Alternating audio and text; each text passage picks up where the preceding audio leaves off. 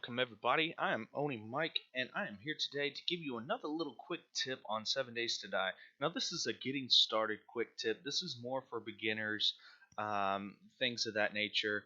Now, if you like to start a game and you want it to have a reasonable challengeability without overbearing enemies, then I suggest doing something like this. This setup with these options. Okay, now it depends on how you want your zombies. You can turn that any way you want to. I don't suggest always run in the beginning. Definitely not in the beginning. Um, I usually like to start never run myself because I feel zombies shouldn't run. But I've been turning it on default a lot more lately because I feel that the zombies running at night gives you a different aspect of fear. But anyways, the enemy aggression, I leave it on normal. I leave the difficulty settings on scavenger. Now, all the difficulty levels actually do is make the zombies stronger.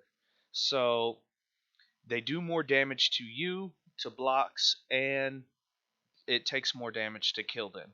So starting off, especially for beginners, I suggest scavenger to nomad. Nothing higher than Nomad. If you go anything higher, you're going to be hitting something, or you're going to be hitting a zombie in the face with a stone axe or with a faulty wooden bow for, 10, 15 hits. It's going to take you so many hits to kill something.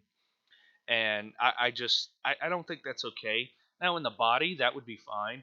But I feel any difficulty, if you get them in the head, especially an actual headshot, that should be game over. You know, maybe not with a blunt object like the stone axe or wooden club, but with anything piercing. If it pierces, I'm sorry, it pierced that skull. Um, Now, that's usually what I like to do. I like to keep it on about scavenger in the beginning, my daylight night length on 18. That gives me a good amount of time a day. Um, let's see. Now, 24-hour cycle, that's up to you how long you feel like, constantly playing. I like the 40 minutes.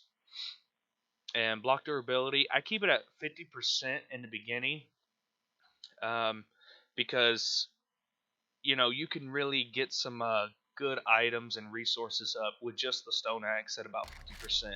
Now, the zombies do a lot more damage to stuff, but still, you can compensate because you can get that much more resources to refortify and defend your area. I keep the loot abundance at 100 unless I'm playing multiplayer with someone else, which is usually my girlfriend, and then I'll put it on 200 just so we get two of each of everything.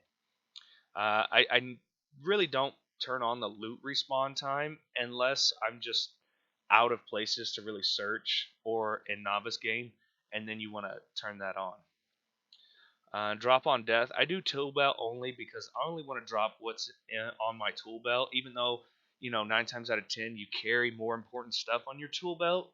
Um, I feel it's better to lose 8 items than it is to lose 20 or however many spaces you have in your inventory. I keep the enemy memory on 30 seconds. I compensate for the difficulty by turning up the enemy spawning in the beginning. I usually leave it on about medium. Now, when I first started playing, I did everything on very low, and that's just become way too easy for me myself. But if you're a beginner, I suggest medium to low to very low, around in there. Um, Craft timers, I usually I like to keep some of them on, but for a let's play and for video perspective, I can see why turning it off is nice because you can get a lot more done by turning that off. But I like the realism of the craft timers. You can't just make 175 bullets, in an instance. It takes time. Airdrops. Now, I've been using these a lot more lately because they do come with important stuff that a lot of times it feels like you cannot find in the world itself.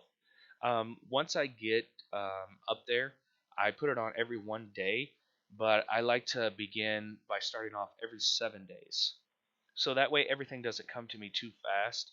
And, it actually gives you time to be able to get to them because if you're dropping them every day, you're only going to hit one in a week, honestly. you might get 2 or 3, especially once you get the mini bike. Then you'll start hitting them like very rapidly because you can get there. But that's the menu, and we're gonna split this up in 2 parts and check out my other video, and we'll show you how to begin this, what you want to do. See you there.